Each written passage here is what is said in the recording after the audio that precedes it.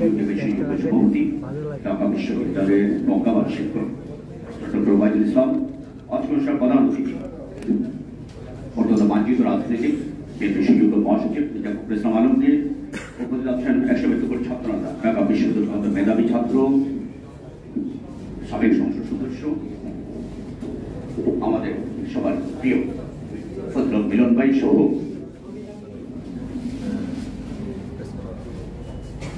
সম্মানিত শিক্ষকবৃন্দ, সুদীবৃন্দ, সামাজিক সহকর্মীরা, আসসালামু আলাইকুম। আমি যদি এভাবে বলি, বাংলাদেশের রাজনীতির আকাশে সবচেয়ে উজ্জ্বল পূর্বতারাটি হচ্ছেন জিয়াউর রহমান। তিনি সর্বকালের সর্বশ্রেষ্ঠ বাংলাদেশি, সর্বকালের সর্বশ্রেষ্ঠ একজন সৎ শাসক। শুধু বাংলাদেশ নয়, দুনিয়ার ইতিহাসে এমন সৎ শাসক পাবেন না। একটি জাতি যখন তার নবযাত্রা শুরু করে, তখন একজন পথ প্রদর্শকের খুবই প্রয়োজন দেখা দেয়। জিয়াউর রহমান ছিলেন এমনই একজন পথ প্রদর্শক। আজকে আমি সিরিয়াস বক্তব্য দেব না। বক্তব্য আপনারা শুনেছেন, প্রবন্ধ শুনেছেন, সে 10:30 থেকে বক্তব্য শুনছে। আজকে আমি দুটি গল্প বলেই শেষ করে দেব, ছোট করে। এই গল্পগুলো বলার পিছনে কারণ তো আমি গল্প শেষে বলবো। ডিসেম্বর 1978 প্রেসিডেন্ট জিয়াউর রহমান মানিকগঞ্জের হরিরামপুর থানায় জিটকা নামে একটা এলাকা আছে, সেখানে খাল খনন করতে গেলেন। যেটা খাল খনন শেষ, রোদের মধ্য দিয়ে উনি হেঁটে ফিরে আসার জন্য যাচ্ছিলেন। এমন সময় ষাটুর্ধ এক বিকারিণী হাজেরা বেগম পাগলের মতো ছুটে এসে বললেন, কই আমার জিয়া, কই আমার মানিকধন। জানা গেছে বুড়ির এক যুবক ছেলে ছিল, তার নামও ছিল জিয়া। মেজর জিয়ার কণ্ঠে যখন 26 স্বাধীনতার ঘোষণা শুনলেন, ওই যুবক যুদ্ধে ঝাঁপিয়ে পড়েছিলেন দেশ রক্ষায়। এত বছর পর যখন জিয়া আসছে শুনছে, ওই বুড়িমা মনে করেছিলেন যে তার ছেলে এসেছে, তিনি ছুটে এসেছেন জিয়াকে দেখতে। বুড়িমা সামনের দিকে এগুতে চাইলেন, নিরাপত্তা কর্মীরা আটকে দিলেন, দলের কর্মী এবং নিরাপত্তা কর্মীরা। জিয়াউর রহমান সব শুনে পরম শ্রদ্ধায় এগিয়ে গিয়ে ওই বুড়িমাকে বুকে জড়িয়ে ধরলেন। বুড়িমা জিয়াকে পরম স্নেহে বুকে টেনে ধরে বললেন, তুই কি আমাদের হারিয়ে যাওয়া জিয়া? জিয়া অতি সাধারণ ছেলের মতো বলল, হ্যাঁ মা, আমি তোমার হারিয়ে যাওয়া জিয়া। তাহলে চলো আমার সাথে বাড়ি গিয়ে একসাথে বসে ভাত খাবো, কতদিন তোকে খাইয়ে দিই না। জিয়া সত্যি নিঃসংকোচে বুড়িমার সেই কুড়ে গড়ে চলে গেলেন। বুড়ি পুরনো একটি টিনের থালা, যেটা ছাল উঠে গিয়েছিল, সেখানে ভিক্ষা করে আনা বিভিন্ন ধরনের চাল, যেটা তিনি রান্না করেছেন, এবং 5 মিশালি শাক, পোড়া মরিচ আর লবণ দিয়ে জিয়াকে খাইয়ে দিলেন নিজ হাতে। জিয়াও নিজ হাতে বুড়িমাকে খাইয়ে দিলেন। 31 মে ওই বুড়িমা লোকমুখে জিয়ার মৃত্যুর খবর শুনে পাগলের ন্যায় ছুটে আসেন মানিক মিয়া এভিনিউতে। বুক থাপড়িয়ে থাপড়িয়ে তিনি সেদিন মাতম করতে করতে বলতে থাকেন, হাই আমার জিয়া, হাই আমার জিয়া, তুই আমার ছেড়ে কই গেলি রে বাছা। বীরের মধ্যে লোকজন ধরে ধরে বললেন, তোমরা আমার জিয়াকে দেখেছো তো? জিয়ার মৃত্যুর পর পাগল হয়ে যান উনি পুরোই, আর ফিরে যাননি মানিকগঞ্জের সেই গ্রামে। জিয়ার মাজার এলাকায় যারা ওই সময় গেছে, তারা দেখতেন একজন পাগল ঘুরে বেড়াতো। সেই মহিলাই, এই মহিলা ঘুরে ঘুরে বেড়াচ্ছেন, এবং স্বৈরাচার এরশাদের সময় তিনি মৃত্যুবরণ করেন। এটা মুক্তিযুদ্ধের কমান্ডার 9 নং সেক্টরের জহিরুল ইসলাম, তার বাড়িও মানিকগঞ্জ হরিরামপুরে। তিনি এই লেখাটি তার উদ্ধৃতি দিয়ে লিখেছেন দিনকালে। এখানে যেই কথাটি, যে মানুষকে ভালোবাসতেন, সত্যিকার হলে ভালোবাসতেন। আর্মিদের সম্পর্কে একটি কথা আছে যে তারা সবসময় সিভিলিয়ানদেরকে সহ্য করতে পারে, ব্লাডি বলে গালি দিত, সিভিলিয়ান বলে। কিন্তু জিয়া সেটা করেননি। ওই ভিখারির বাড়িতে কিছু অসংখ্য ঘটনা আছে জিয়ার ক্ষেত্রে। এই যে মানবতার যে পরিচয় তিনি দিয়েছেন, মানবিকতার যে পরিচয় দিয়েছেন, সেটা দিয়ে আমাদের শিক্ষার বিষয়। আরেকটা শিক্ষার বিষয়, একজন শহীদ মাতার প্রতি তার যে পরম শ্রদ্ধা, একজন সাধারণ মায়ের প্রতি তার যে কি ধরনের শ্রদ্ধা, সেটা এখানে ফুটে উঠেছে। 2 মিনিটে আরেকটি গল্প বলে আমি শেষ করে দিব। ব্যক্তি চেয়ে দল বড়, দলের চেয়ে দেশ বড়, এটা জিয়ার বক্তব্য ছিল। জিয়া রহমান এটা বিশ্বাসও করতেন। জিয়াউর রহমান যখন প্রেসিডেন্ট ছিলেন, তখন প্রতি ঈদে বিএনপির সকল শ্রেণীর নেতা কর্মীদের সাথে তিনি কৌশল বিনিময় করতেন। ঈদের দিন তিনি দলের নেতা কর্মীদের সাথে মন খুলে কথা বলতেন। একদিন ঈদের আড্ডায় কম বয়সী জুনিয়র নেতারা প্রেসিডেন্ট জিয়ার কাছে আবেদন করলেন, স্যার, আমাদের সবার তো বয়স বাড়ছে, অনেকে বিয়ে শাদী করে সংসারী হয়েছে, ধীরে ধীরে আমাদের কাঁধে তো নানা ধরনের দায়িত্ব চেপে বসেছে, আমাদের ভবিষ্যতের জন্য একটা কিছু করুন। গল্পটি আমি গয়েশ্বরদার কাছ থেকে শোনা। প্রেসিডেন্ট জিয়া তাদের কথা মন দিয়ে শুনলেন। এরপর তিনি বললেন, শুরু করলেন, দেখো, আমিও মাঝে মাঝে এ কথাটি ভাবি। আমারও তো সংসার আছে, স্ত্রী সন্তান আছে। আমি তো সারা জীবন প্রেসিডেন্ট থাকবো না। আমি যখন প্রেসিডেন্ট থাকবো না, তখন আমার স্ত্রী সন্তানদের কি হবে? তাদের ভবিষ্যৎ কি? আমি তো আমার স্ত্রী সন্তানদের জন্য আলাদাভাবে কিছু করছি না। এরপর প্রেসিডেন্ট জিয়া নিজেই নিজের প্রশ্নের উত্তর দিলেন, আমি বাংলাদেশের 8 কোটি মানুষের জন্য কাজ করছি। আমি আলাদাভাবে কিছু ভাবছি না আমার পরিবারের জন্য আলাদাভাবে। আমি চাই দেশের সব মানুষের জন্য একটি সুন্দর ভবিষ্যৎ নিশ্চিত করতে।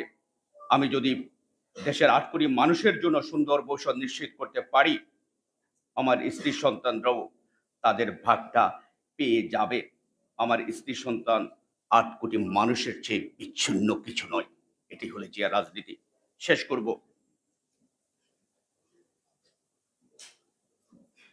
প্রফেসর আব্দুল গফুর, ভাষা সৈনিক, সাংবাদিক, কলামের শিক্ষক, তিনি একবার মাওলানা ভাসানীর কাছে প্রশ্ন করেছিলেন যে আপনি সবার সমাজে শেখ মুজিবকে তুলুদুলু করেন, আপনি আপনার দলের নেতাদেরকে ছাড়েন না, কিন্তু জিয়া সম্বন্ধে তো আপনি কিছু বলেন না। মাওলানা ভাসানী ভাষা সৈনিক আব্দুল গফুরে বলেন, গফুর, তুমি তো দীর্ঘদিন ধরে রাজনীতি প্রত্যক্ষ করছো, তোমার চেয়ে এর অভিজ্ঞতা আমার আরো বেশি। বলো তো, জিয়া থেকে সৎ দেশপ্রেমিক আরেকজন রাষ্ট্রপ্রধান কি আছে? তার সমালোচনার দিক কোনটি, যেটা আমি করব? মাওলানা ভাসানীর দৃষ্টিতে এটি। সবশেষে যেটুকু বলি,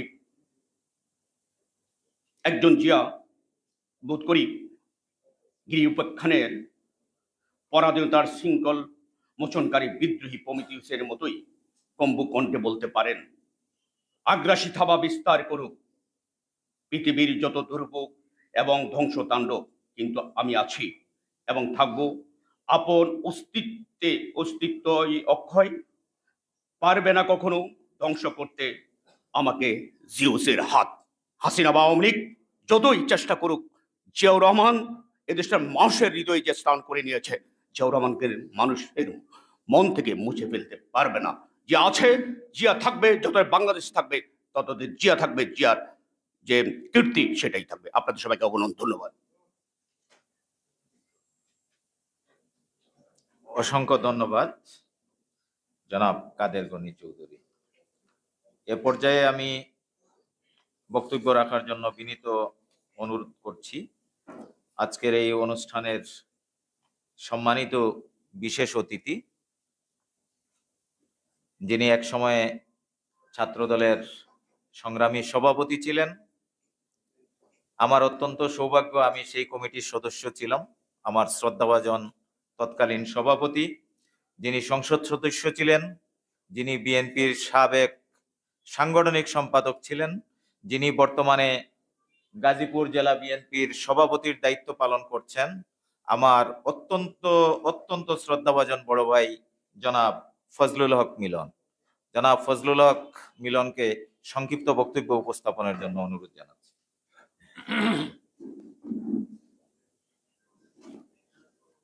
বিসমিল্লাহির রহমানির রহিম। আজকের এই মহতী আলোচনা সভার সম্মানিত সভাপতি, আমার স্নেহাস্পদ ছোট ভাই অধ্যাপক ওবায়দুল ইসলাম, আজকের অনুষ্ঠানের প্রধান অতিথি, বাংলাদেশ জাতীয়তাবাদী দলের বিপ্লবী মহাসচিব, সাবেক মন্ত্রী, একজন সজ্জন ব্যক্তিত্ব, গণতন্ত্রকামী মানুষের অত্যন্ত প্রাণপ্রিয় নেতা মির্জা ফখরুল ইসলাম আলমগীর, মঞ্চে আলোচক বৃন্দ, শিক্ষক বৃন্দ, সুধী মন্ডলী, সাংবাদিক ভাইয়ের, আসসালামু আলাইকুম। আসলে আমি এই অনুষ্ঠানে কোনো বিশেষ অতিথিও না, সম্মানিত কোনো বক্তাও না। আমি ফেসবুকে যখন দেখলাম যে এই অনুষ্ঠানটার নেচার কি, তখন আমি লোভ সংবরণ করতে পারিনি। কারণ দেখলাম যিনি প্রধান অতিথি, উনি যেমন একাধারে বিএনপির মহাসচিব, আবার একাধারে উনি শিক্ষক। আর যারা এখানে আয়োজন করেছেন আপনারাও শিক্ষক, যারা শ্রোতা তারাও শিক্ষক, এবং কোন সাধারণ শিক্ষক নয়। ঢাকা বিশ্ববিদ্যালয় সহ গোটা বাংলাদেশের প্রতিটি দেশের সকল বিশ্ববিদ্যালয়ের শিক্ষক মন্ডলী এখানে উপস্থিত। ছাত্রর মধ্যে মনে হয় আমি সহ আর কিছু আছি, আর সবই শিক্ষক। সঙ্গত কারণে গুণগত মান এই অনুষ্ঠানের অনেক উচ্চে। সেই সুবাদেই শ্রোতা হিসেবে এসছি। আমি রবাহুত, রব শুনিয়ে আসিয়াছি, যেই রব মানুষের কল্যাণে হয়। অতএব আলোচনা দীর্ঘায়িত করার সুযোগও নেই। আর যেই সাবজেক্ট এবং যিনি প্রধান অতিথি যারা এখানে বসে আছেন, অনর্গল যারা সবসময় যারা বিশ্ববিদ্যালয়ে ছাত্রদের পড়ান এবং ভালো ডিগ্রি নিয়ে যারা শিক্ষকতার মতো মহান পেশায় দায়িত্ব পালন করছেন, সেইখানে কথা বলা যথেষ্ট সতর্কতার প্রয়োজন রয়েছে। এক ছাত্রকে জিজ্ঞেস করা হয়েছে যে তুমি সেন বংশ সম্পর্কে লিখো, প্রশ্ন করছে। তো ছাত্র বলতে, স্যার জানি তো অনেক, কিন্তু এই সম্পর্কে বলতে গেলে অনেক সময় লাগবে, আর আপনি তো আমার চেয়ে বেশি ভালো জানেন। তাহলে আপনি জিজ্ঞেস করলেন, বলে দেখি কতটুকু জানো? বলে স্যার আমি ক্ষুদ্র যেটুকু জানি, সংক্ষেপে বলার জন্য আমি শুধু এইটুকু বলতে পারি। বলো যেটুকু পারো। তখন সে বলা শুরু করছে, বর্ষায় ভীমসেন, সঙ্গীতে তানসেন, বহুবিবাহে বল্লাল সেন, নোবেলে অমর্ত্য সেন, হাসিতে সুস্মিতা সেন, নেকামিতে মুনমুন সেন, উত্তমের সুচিত্রা সেন, চট্টগ্রামের সূর্য সেন, নাটোরের বনলতা সেন, রুদ্রের শাসনে বল্লাল সেন, তো বলার টাকায় গৌরী সেন। পরে বলছে তুই থাম।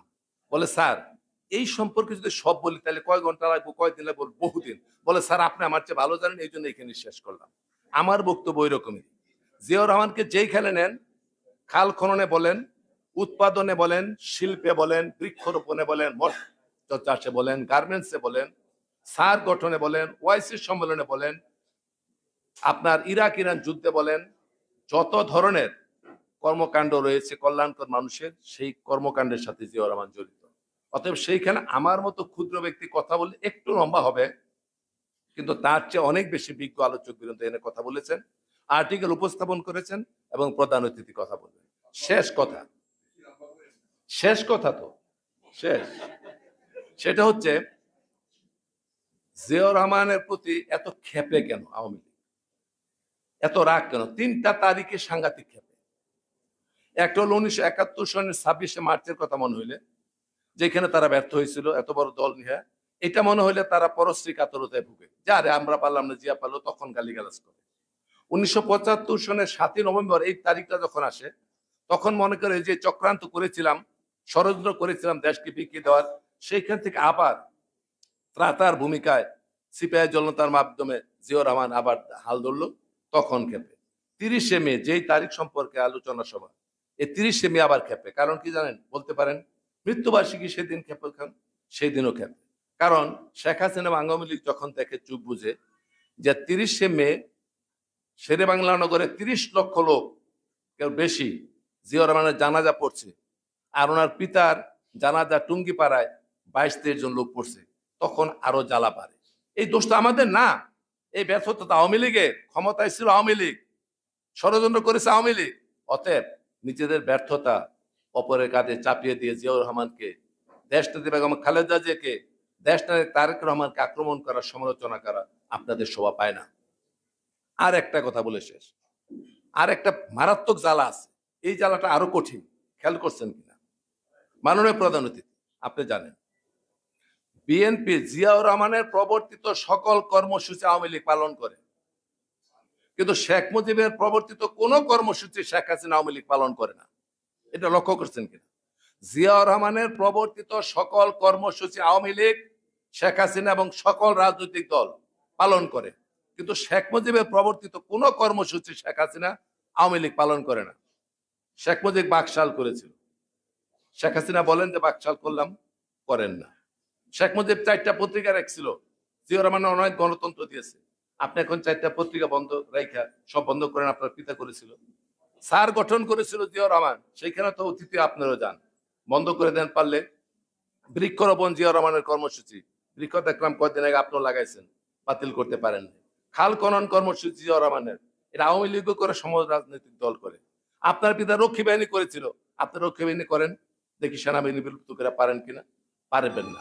বয়স্ক শিক্ষা জিয়াউর রহমানের প্রবর্তিত কর্মসূচি, বাতিল করতে পারবেন না। পল্লী চিকিৎসক বাতিল করতে পারবেন না। অতএব জিয়াউর রহমানের প্রবর্তিত সকল কর্মসূচি আজকে শেখ হাসিনা আওয়ামী লীগ পালন করে, আর শেখ মুজিবের প্রবর্তিত কর্মসূচি শেখ হাসিনা আওয়ামী লীগ পালন করে না। কারণ জিয়া ছিলেন দূরদর্শী, উনি যে কর্মসূচি প্রণয়ন করেছেন তার যুগের পর যুগ মানুষের কল্যাণের জন্য এই দেশের মাটি মানুষকে ধারণ করে প্রবর্তিত হয়েছিল, যার জন্য এই কর্মসূচি জীবিত আছে, জীবিত থাকবে। আসুন জিয়াউর রহমান কামনা করি, আল্লাহ যেন ওনাকে জান্নাত করে। উনি আদর্শ রেখে গেছেন, কর্মসূচি রেখে গেছেন, কর্মপন্থা রেখে গেছেন, উনি নাই। এই কর্মসূচি কর্মপন্থাকে ধারণ করে বাংলাদেশের মানুষকে হাসি ফুটাতে হলে কাজ করতে হবে। সেই কাজের জন্য নেত্রী দেশ নেত্রী বেগম খালেদা জিয়া, দেশ নায়ক তারেক রহমান এবং বিএনপি। অতএব দেশ মাতাকে মুক্ত করা, বাংলার জমিনের মধ্যে মুক্ত বিহঙ্গের মতো রাজনীতি করার সুযোগ সৃষ্টি করা, দেশ নায়ককে বাংলার জমিনে এনে মানুষকে কল্যাণের জন্য কাজ করার পথকে প্রশস্তিত করা আমাদের মহান দায়িত্ব। সেই দায়িত্ব থেকে অব্যাহতি পাওয়ার কোনো সুযোগ নেই। সেই দায়িত্ব যেদিন আমরা সুচারুরূপে পালন করতে পারবো, সেদিনই শহীদ জিয়ার কর্মসূচি আবারও নতুন ভাবে বাংলাদেশে প্রতিষ্ঠিত হবে এবং বাংলাদেশের মানুষের মুখে হাসি ফুটবে। অতএব মিথ্যা মামলা, ষড়যন্ত্র, নির্যাতন, নিষ্পেষণ সমস্ত কিছু নাকপাশ থেকে মুক্ত হয়ে মানুষের কল্যাণের জন্য ত্যাগের মহিমায় উদ্ভাসিত হয়ে সততা এবং নিষ্ঠার সাথে শহীদ জিয়ার আদর্শের পথ ধরে আমরা পথ চলবো। এই কথা বলে আজকের এই 43তম শাহাদাত বার্ষিকীর এখানে সমাপ্তি ঘোষণা করছে আমার কথা। আল্লাহ হাফেজ। বাংলাদেশ জিন্দাবাদ, জাতীয়তাবাদী দল জিন্দাবাদ, দেশ নেত্রী বেগম খালেদা জিয়া জিন্দাবাদ, শহীদ জমরক তারেক রহমান জিন্দাবাদ। সকলকে ধন্যবাদ। অসংখ্য ধন্যবাদ জনাব ফজলুল হক মিলন, চমৎকার বক্তব্য উপস্থাপন করার জন্য। সম্মানিত সুধীবৃন্দ, আমরা অনুষ্ঠানের শেষ পর্যায়ে আজকের এই প্রবন্ধ উপস্থাপন এবং আলোচনা সভার সম্মানিত প্রধান অতিথির বক্তব্যের পালা। যিনি আমাদের মতোই একজন শিক্ষক ছিলেন, আগে দিয়ে দিবেন। আচ্ছা, প্রধান অতিথির পূর্বে সমাপনী বক্তব্য এবং ধন্যবাদ জ্ঞাপনের জন্য আমি অনুরোধ জানাচ্ছি আমাদের ইউটিউবের সম্মানিত প্রেসিডেন্ট অধ্যাপক ডক্টর এবিএম উবাইদুল ইসলামকে। অধ্যাপক ডক্টর এবিএম উবাইদুল ইসলাম।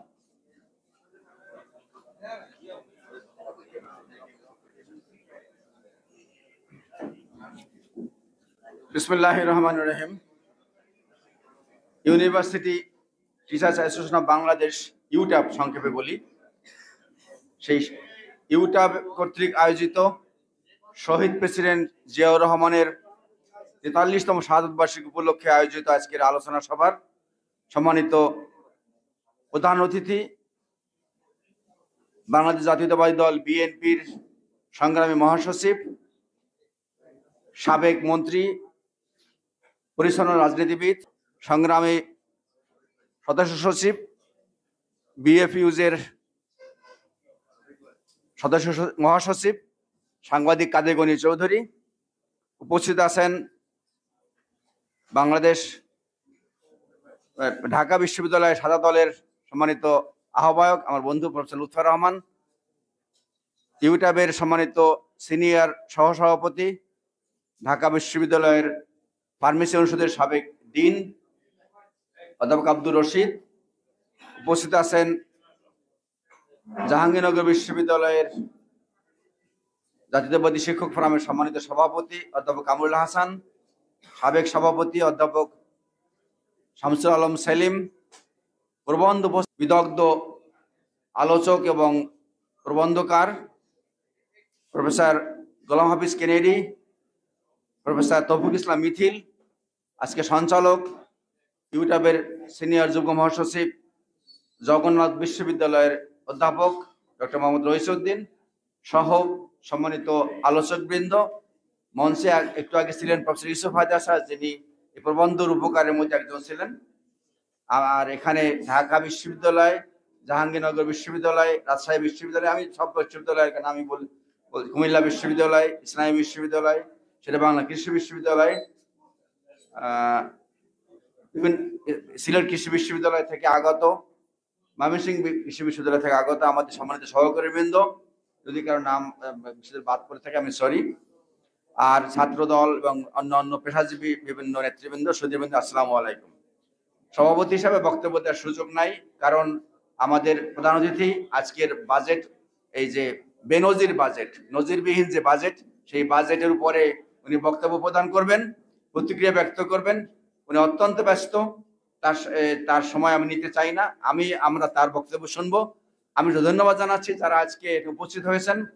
প্রবন্ধ উপস্থাপন করার কাজে যারা নিয়োজিত ছিলেন, professor Golam Hafiz Kennedy, professor Yusuf Haider, professor Lutfor Rahman, professor Sirajul Islam, Nazrul Islam, তারপরে এখানে professor Kamrul Hasan, professor Toufiq Islam Mithil, professor Monowar Islam এবং আরো যারা সহযোগিতা করেছেন আমাদের এই কার্যক্রমের জন্য, প্রফেসর সিদ্দিক রহমান খান, মনোয়ার ইসলাম, তারপরে professor Sirajul Islam, professor Nazrul Islam, professor S M Abdullah Sohag, professor Kalam Sarkar, Raisuddin, professor Nurul Islam, Jahangirnagar বিশ্ববিদ্যালয়, তাদের অক্লান্ত পরিশ্রমের কারণে আজকের এই দুইটা পেপার আপনাদের কাছে উৎসর্গ করতে পেরেছি।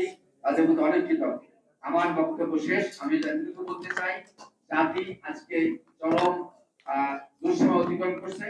এই সময় শহীদ প্রেসিডেন্ট জিয়াউর রহমানের আদর্শ জাতীয়তাবাদ, বাঙালি জাতীয়তাবাদ, এই আদর্শ উদ্বুদ্ধ হতে হবে। এই জাতীয়তাবাদ মানে হচ্ছে দেশপ্রেমের জাতীয়তাবাদ। এই আদর্শ মানে হচ্ছে যে বাংলাদেশের মাটি রক্ষার জাতীয়তাবাদ। এই জাতীয়তাবাদ মানে হচ্ছে বাংলাদেশকে 1 ইঞ্চি পরিমাণ জায়গা কেউ দখল করতে না পারে, তার শকুনের চোখ এই দেশে পড়ছে, সেই শকুনকে আমাদের প্রতিহত করতে হবে। কর্তৃত্ববাদ, আধিপত্যবাদকে আমাদের রুখতে হবে। এই দেশের শুধুমাত্র ভোটের অধিকার না, ভোটের অধিকার, কথা বলার অধিকার, গণতন্ত্রের রক্ষা এবং ভাতের অধিকার প্রতিষ্ঠিত করতে হবে। জনাব তারেক রহমান, দেশনায়ক তারেক রহমানের আন্দোলন, তার হাত উজ্জ্বল করার জন্য তার সারা দিয়ে আগামী দিনে ভাতের অধিকার, ভোটের অধিকার প্রতিষ্ঠার জন্য এবং দেশ রক্ষার, পতাকা রক্ষার, সার্বভৌমত্ব রক্ষার আন্দোলনে সবাই শরীর করার আহ্বান জানাচ্ছি। সবাইকে অনেক অনেক ধন্যবাদ যারা আজকে উপস্থিত হয়েছেন এবং যারা আমাদের সুযোগ সময় দিয়েছেন এই কথা বলার জন্য। সবাই ভালো থাকুন। আসসালামু আলাইকুম। ধন্যবাদ সম্মানিত সভাপতি। এখন অসুবিধা নেই। বর্তমানে এই ক্রান্তিকাল থেকে উত্তরণে আমাদের যে বন্ধুরা অনেক কম করছেন, সরি আমার জন্য কম বলতে হবে।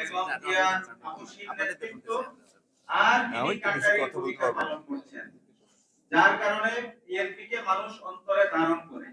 বাংলাদেশের সবচেয়ে বৃহৎ দুটি রাজনৈতিক দল, একটির মহাসচিব আমাদের সামনে উপস্থিত, আর আরেকটা বড় দলের মহাসচিব আছে, তাকে যেন মানুষ কি বলে আমি সেটা বলতে চাই না। আমাদের মহাসচিবকে সবাই পরিচ্ছন্ন রাজনীতিবিদ বলে, এটা আমাদের গর্বের বিষয়।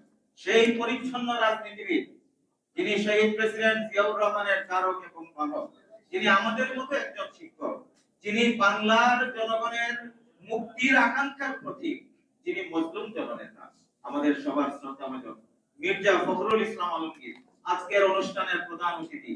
সম্মানিত প্রধান অতিথিকে বক্তব্য উপস্থাপনের জন্য আমি বিনীত অনুরোধ জানাচ্ছি। বিসমিল্লাহির রহমানির রহিম। আমি প্রথমে ক্ষমা চেয়ে নিতে চাই যে আমি বসে কথা বলছি, কারণ এটা একটা আপনার কার্সির বাইরের ব্যাপার। তারপর বলতে হচ্ছে এই জন্যে যে আমি একটু অসুস্থ, যে কারণে আপনার দাঁড়িয়ে বেশিক্ষণ কথা বলা এই মুহূর্তে আমার জন্য একটু কষ্টকর। আমি প্রথমেই আন্তরিকভাবে ধন্যবাদ জানাতে চাই যে ইউট্যাবকে, অর্থাৎ আপনার ইউনিভার্সিটি টিচার্স অ্যাসোসিয়েশন অফ বাংলাদেশকে, তারা আজকে আমাকে এখানে আমন্ত্রণ জানিয়েছেন। আজকের অনুষ্ঠানটি একটু ভিন্ন ধরনের এই জন্যে যে অন্যান্য সময়ে আমরা সবাই বক্তৃতা করি, শ্রোতা থাকেন বিভিন্ন ধরনের মানুষেরা, আমাদের দলের লোকেরা, কর্মীরা এবং আপনার সমাজের বিভিন্ন স্তর লোকেরা। কিন্তু আজকে একেবারেই শিক্ষকদের এবং সেই ইউনিভার্সিটির শিক্ষকদের একটা যে প্রতিষ্ঠান ইউট্যাব, তাদের এই অনুষ্ঠান, এবং অনুষ্ঠানে যারা এখানে উপস্থিত আছেন তারা সবাই অত্যন্ত পণ্ডিত, বিজ্ঞ এবং অত্যন্ত মেধাবী মানুষ। তাদের সামনে কথা বলাটা এটা একটা সৌভাগ্যের কথা। তো আমি আজকে একটু ব্যস্ততা আছে, না হলে হয়তো অনেকক্ষণ ধরে আপনাদের সঙ্গে থাকতাম, কথা বলতাম। যেহেতু আপনার আরেকটি খুব জরুরি আমাদের প্রোগ্রাম আছে, আপনার এই বাজেটের ওপর একটা অফিসিয়াল বক্তব্য দিতে হয়।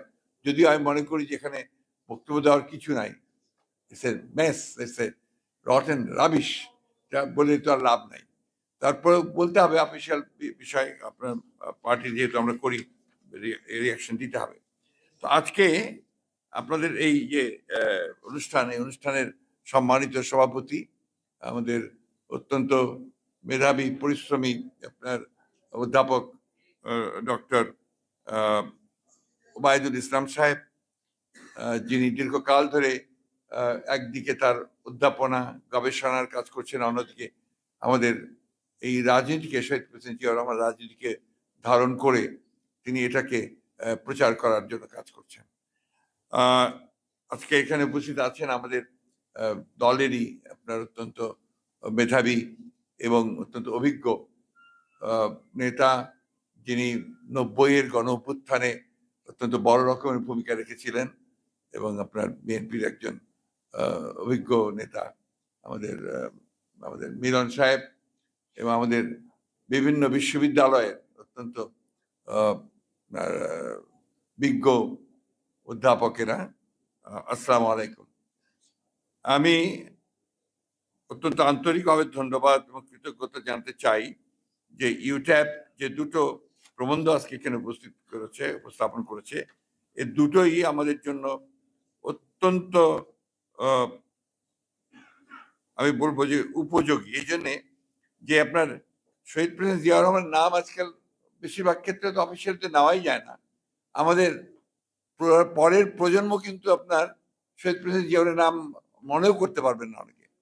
আজকে যে একটা অত্যন্ত পরিকল্পিতভাবে একটা আপনার যে চক্রান্ত চলছে, যে শহীদ জিয়ার নামটাকে একেবারে মুছে ফেলা, এটাকে ইতিহাস থেকে আপনার সরিয়ে দেওয়া, এবং এই পরিকল্পনার অংশ হিসেবেও তারা এখন আপনার একেবারে আমাদের ছাত্রদের, একেবারে কোমলমতি ছাত্র যারা প্রাথমিক বিদ্যালয়, আপনার সেকেন্ডারি স্কুলসে, তারা এমন এমন কারিকুলাম নিয়ে এসছে, এবং ইতিহাসের ক্ষেত্রে বলতে গিয়ে তারা সেখানে জিয়াউর রহমানকে ভিন্নভাবে চিত্রিত করার চেষ্টা করেছেন।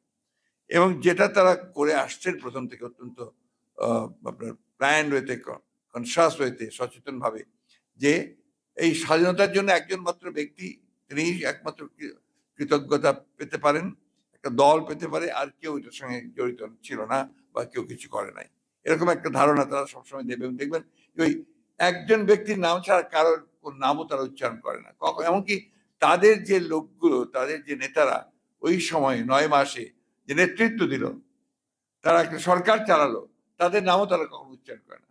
যে ব্যক্তিটি সেনাবাহিনীর, বাংলাদেশ সেনাবাহিনীর, মুক্তি সেনাবাহিনীর যিনি প্রধান ছিলেন, সর্বাধিনায়ক ছিলেন, এমআইজি ওসমানীর নাম তারা একবার উচ্চারণ করে না। সেই ক্ষেত্রে তারা যে জিয়াউর রহমানের নাম উচ্চারণ করবেন না, এটা আমি মনে করি একদিক দিয়ে স্বাভাবিক, কারণ ওদের এটা আপনার কেমিস্ট্রিতে নেই। আমার সবসময় একটা কথা মনে হয়, যেটা আমি বলিও, যে আসলে আওয়ামী লীগের কেমিস্ট্রিটা ডিফারেন্ট। ওর কেমিস্ট্রি হচ্ছে দুটো জিনিস আছে তাদের মধ্যে, একটা হচ্ছে যে দুর্নীতি, আর একটা হচ্ছে সন্ত্রাস। এই দুটোর বাইরে ওরা যেতে পারে না, এবং কাউকেই তারা আপনার মেনে নিতে পারে না। গতকাল আপনার রব সাহেবদের একটা প্রোগ্রাম ছিল, আপনার এই সিরাজুল আলম খানের প্রথম মৃত্যুবার্ষিকী পালন করছে ওনারা। ওইখানে আপনার জাসদের অন্যতম নেতা, অত্যন্ত মেধাবী নেতা, আপনার শরীফ নুরুল আম্বিয়া সাহেব, উনি একটা কথা খুব চমৎকার বলেছেন, আমার খুব ভালো লেগেছে কথাটা ছিল যে আওয়ামী লীগ কখনোই অন্যকে সহ্য করতে পারে না, এটা আওয়ামী লীগের ক্যারেক্টার। সে কথা আমি আমি সবসময় বিশ্বাস করি।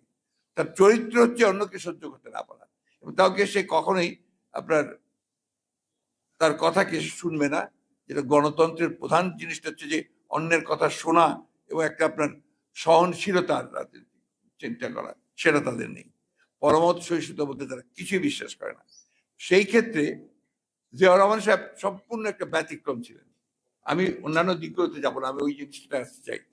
জিয়াউর রহমান সাহেব সকলের কথা শুনতেন। তিনি যখন রাজনীতি শুরু করলেন, অর্থাৎ তিনি যখন দায়িত্ব পেলেন, তিনি তো নিজে শুরু করে তাকে দায়িত্ব দেওয়া হলো সিপাহী জনতা বিপ্লবের মধ্য দিয়ে, তখন কিন্তু তিনি প্রথমে খুব কম কথা বলতেন, একেবারে বলতেনই না। আমার নিজের অভিজ্ঞতা আছে কিছু, সেই জন্য বলছি যে উনি শুধু শুনতেন। অভিজ্ঞতা হচ্ছে যে আপনার সেই সময় তিনি একটা শিক্ষা কমিশন তৈরি করেছিলেন। সেই শিক্ষা কমিশনের আমাদের কাজী জাফর সাহেব ছিলেন তখন আপনার শিক্ষামন্ত্রী, মুজিবুল হক সাহেব ছিলেন আপনার সচিব, এবং ওই শিক্ষা কমিশনের যে সমস্ত সদস্যদেরকে উনি নিয়ে এসেছিলেন সদস্য হিসেবে, তারা ছিল দেশের সব দিকপাল একজন। একদিকে ব্যুরোক্রেটস, পলিটিশিয়ানস, টিচার্স, সব মিলিয়ে আপনার শিক্ষাবিদ, সব মিলিয়ে একটা এর চেয়ে ভালো শিক্ষা কমিশন আর কখনো আমাদের দেশে হয়েছে বলে আমার জানা নাই। তো ওই কমিশনের যে মিটিংগুলো, তার যে আপনার সেশনগুলো হতো, সেগুলোতে তিনি আসতেন। তখনও তিনি আপনার আর্মি চিফ এবং আপনার প্রধান সামরিক কর্মকর্তা, কিন্তু কথা বলতেন না। আসতেন, সে বসতেন, ছোট একটা নোট বই নিয়ে আসতেন এবং সেটার মধ্যে নোট নিতেন। আমার সৌভাগ্য হয়েছিল সে সময় আমি ইউনেস্কো ন্যাশনাল কমিশনে কাজ করতাম। তো সেখান থেকে রিপোর্টার হিসেবে আমরা 4 জন সিলেক্ট হতে আমি সেখানে উপস্থিত থাকতাম এবং সেগুলো নোট নিতাম। তিনি কখনোই কথা বলতেন না। তিনি সব শুনে নোট নিয়ে সব শেষে আবার চলে যেতেন।